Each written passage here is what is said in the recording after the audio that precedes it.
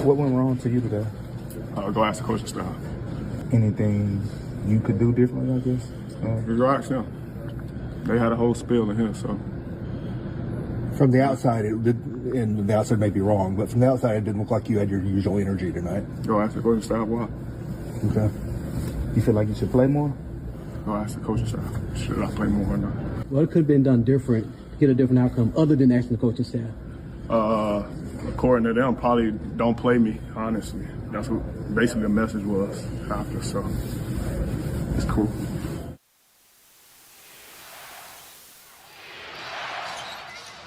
Morant with a running start. Elevate! Oh, it dunks! Oh, my goodness! Tie game in overtime. Gasol will turn his heat. It's gone!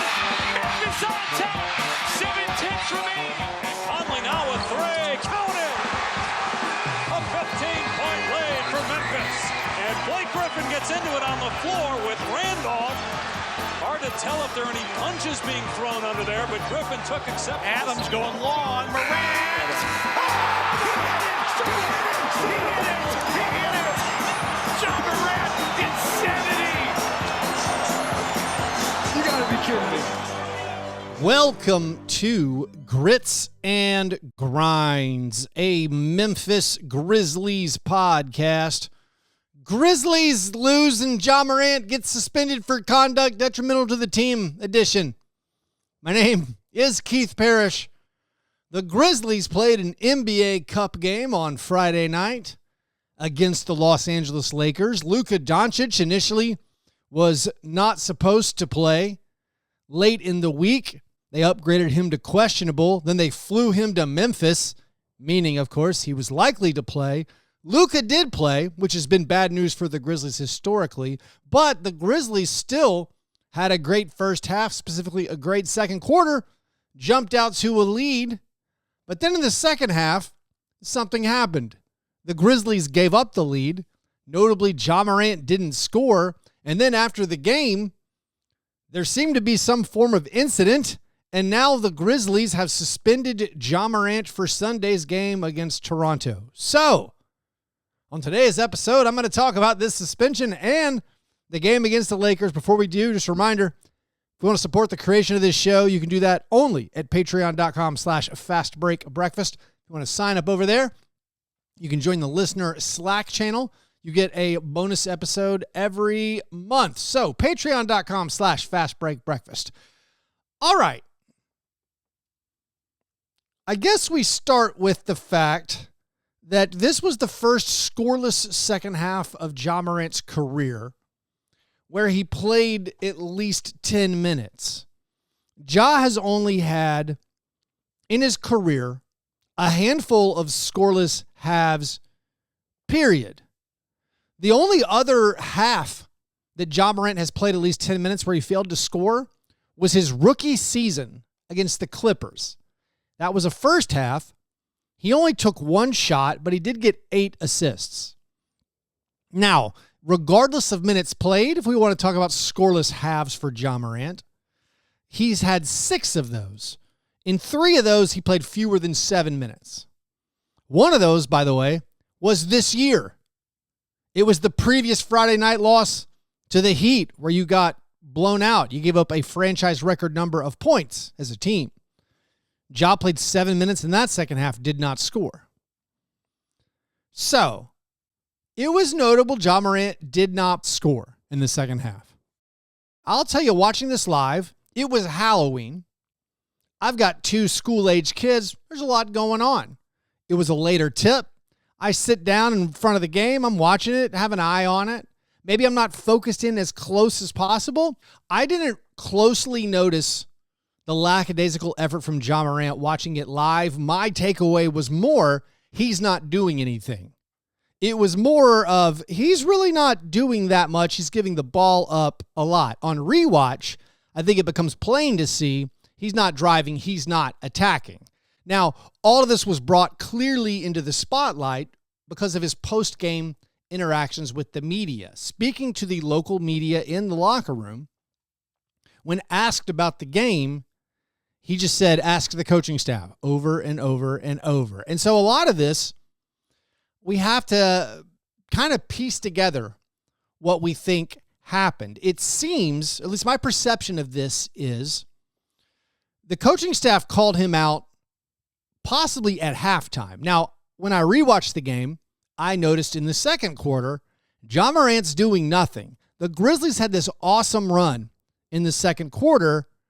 Ja had almost nothing to do with it.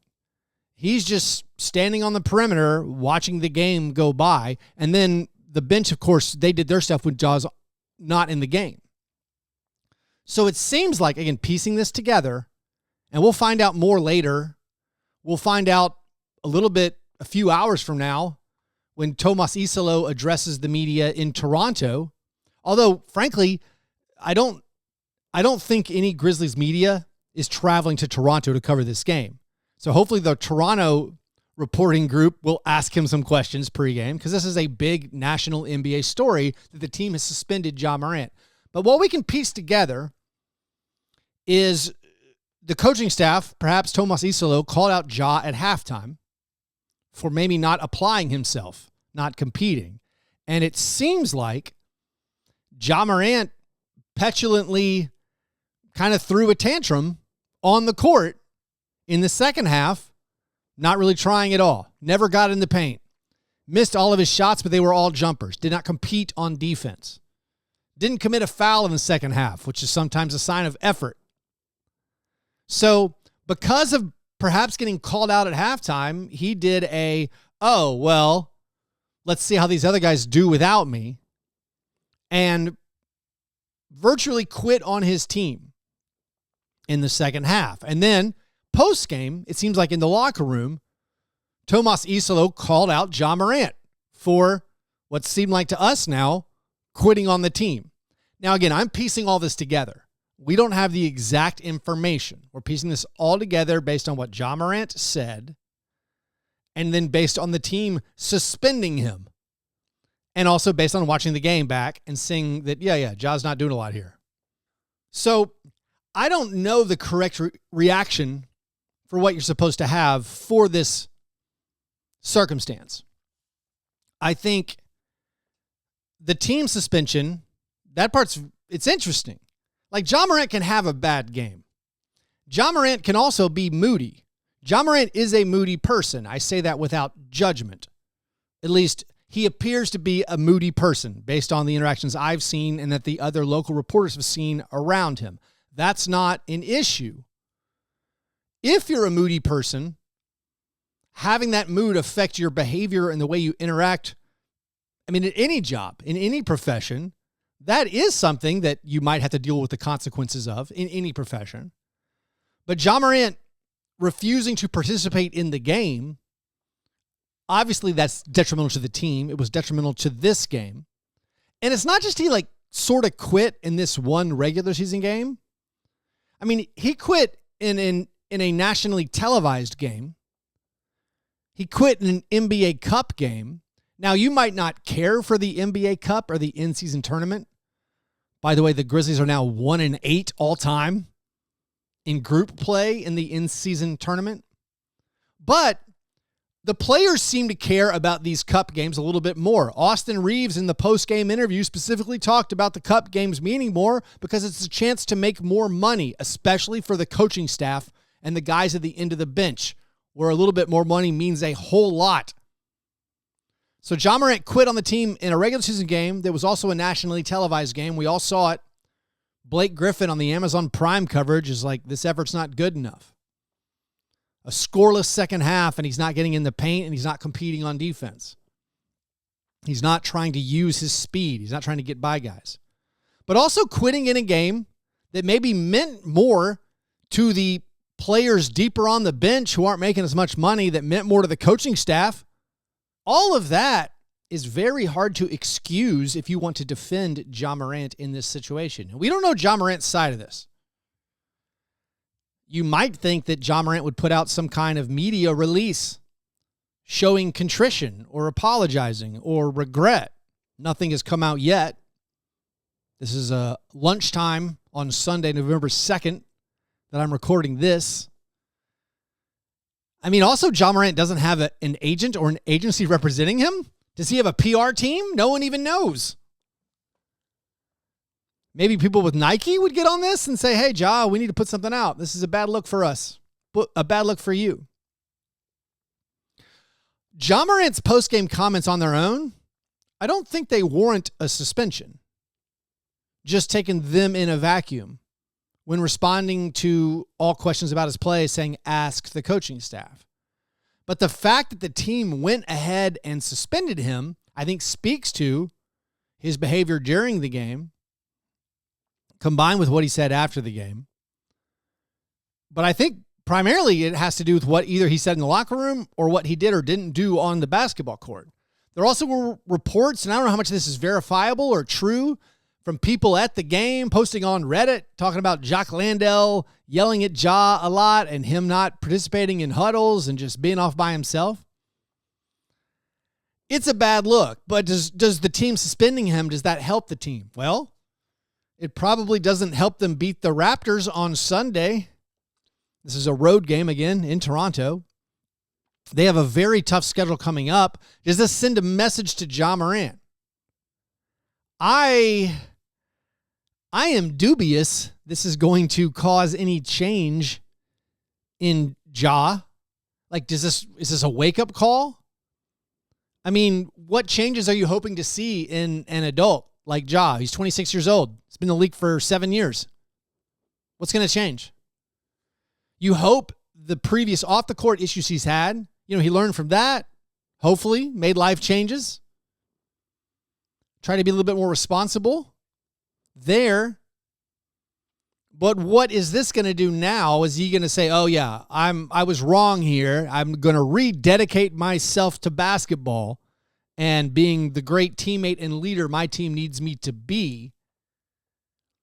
You could be hopeful, but I guess I'm more of a skeptic when it comes to that human behavior, not just in Ja, in any person. You're telling me 7 years into your career, now you say, oh yeah, I was wrong. I'm going to change my ways. It's a hard situation. And I wonder what the perspective is of the fan base. The way I've perceived it on social media, and while my social media, it's highly curated, not a lot of people coming to Ja Morant's defense for this performance in the second half against the Lakers. I mean, one game ago against the Suns, he was the hero.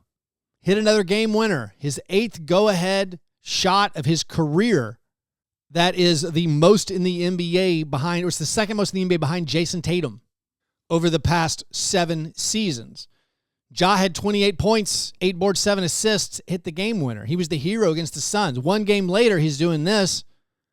But I think it's a reasonable reaction from fans to be outraged by the performance. Generally in sports, generally speaking, I'll say, and I hate opining about non-basketball things. Like, I like talking about the performance of the basketball stuff. I don't like editorializing about basketball. But it's hard to find fans in any sport who will go to bat for a guy who seemingly quit on the team, who had a tantrum and decided to affect the team by not trying. Fans usually have quite the low threshold to the, I was in my feelings, so I bailed on helping my teammates out. And that, again, is what seems to have occurred against the Lakers. The Lakers are a tough team with Luka Doncic. Specifically now, by the way, here's an actual stat. This is not an opinion. This is not my subjective feelings. Ja Morant in his career is now 1-9 against Luka Doncic. That's not great. The Grizzlies, unrelated to Ja Morant, have lost at home to Luka Doncic now 8 straight times. The guy's amazing. So I don't know what the Grizzlies do for this going forward. They play the Raptors again in 4 hours from now. It's going to be a weird recording schedule for me. I felt like I needed to react to the Friday night game, but then they play on Sunday afternoon. They play again back-to-back on Monday night. I'm not sure when the episodes are going to come out. I also have another job to go to that's not podcasting. So I'm recording this now on Sunday afternoon, and it's just a weird situation where you can track Ja Morant not getting into the paint, not scoring the basketball. He finishes the game 3 for 14 from the field. misses all of his three-point attempts. He did make both of his free throws. He's now made 32 consecutive free throws. He got to the free throw line in the first quarter. Again, didn't really drive. You can go back on NBA.com. I guess it doesn't show you drives, but look at all of his jump shots. They were all either floaters or jumpers that he missed. But he wasn't penetrating at all. And it was notable in the second quarter, where all of a sudden, he's not going at the basket. They even called him out. Like Brent Barry on the Amazon call was like, Ja seems stuck or something, when like he'd get Ayton on him, or he'd pass out of it when Ayton was on him. That's the matchup you want. You want Ja Morant to go past the guy. Also not lost in this. I mean, Jaren also terrible second half. Jaren had a good start to the game, made a couple of three-pointers early. Jaren scored 2 points in the second half, so that is 2 points combined from Ja Morant and Jaren Jackson Jr. Ja has taken all the heat because, well, he sort of brought it upon himself with his post-game comments. So apparently Jaren gets out of jail free here with his performance. Jaren did not do nearly enough. And those are your guys. The supporting cast brought it. They've built a supporting cast around Ja Morant and Jaren Jackson Jr. Cedric Coward had a good game. Vince Williams Jr. came back from injury, made a season debut, was pretty solid. Jock Landale played well. Jalen Wells, KCP, these guys are all doing enough. Cam Spencer did enough. Santi Aldama did enough. But you got almost nothing from your two stars. And that's how you blow this lead. Let's go over some of the good stuff. We'll do that right after this quick break.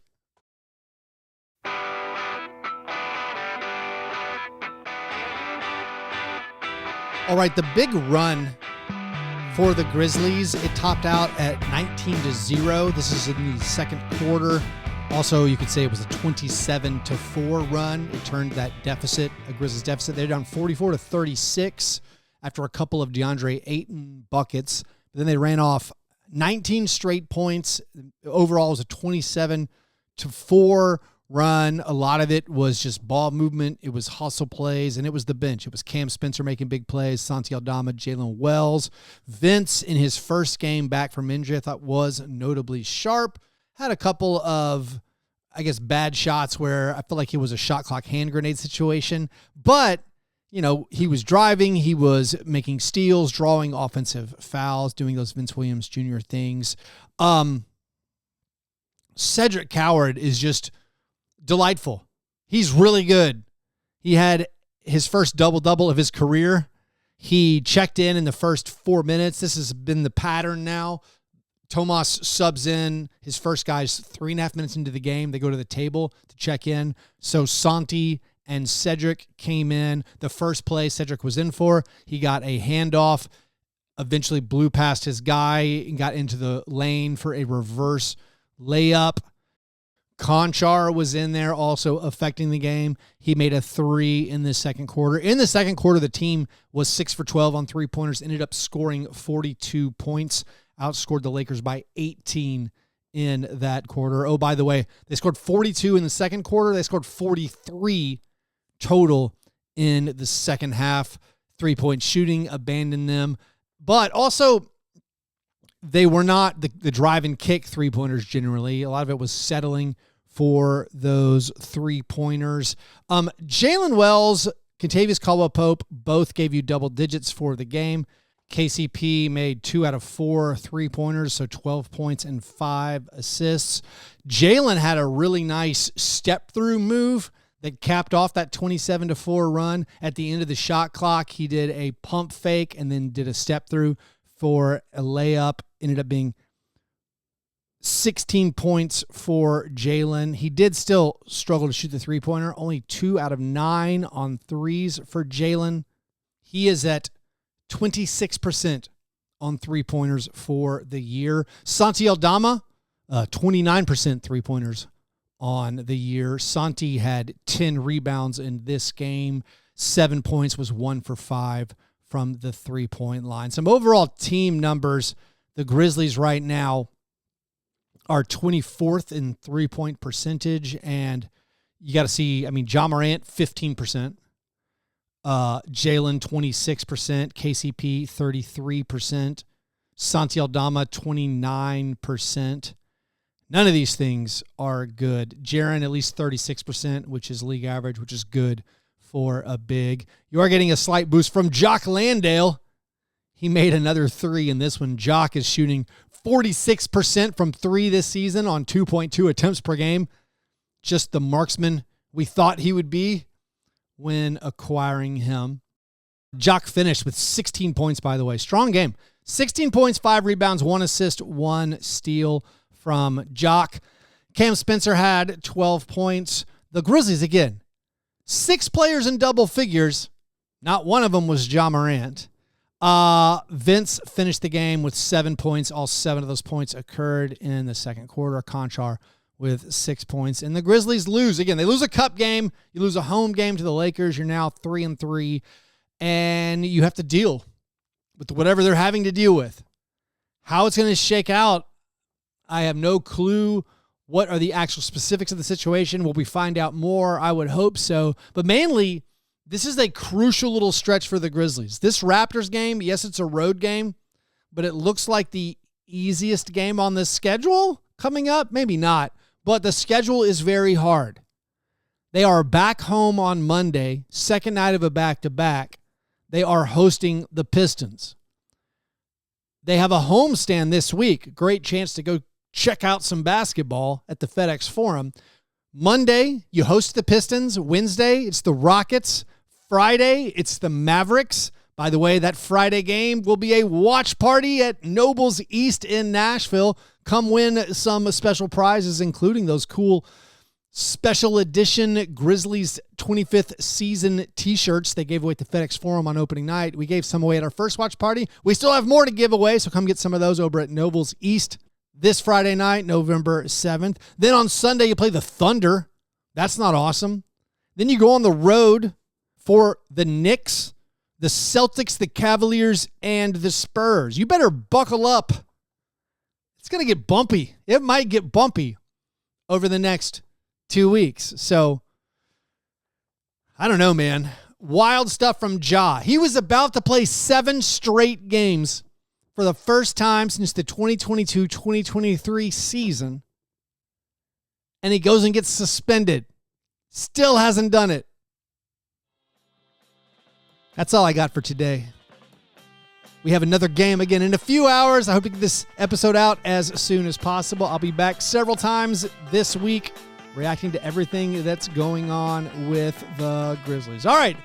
If you want more from me, come on over to patreon.com/fastbreakbreakfast. Help out the creation of this show. Hope you have a great Sunday. I'll talk to you soon. Go Grizz.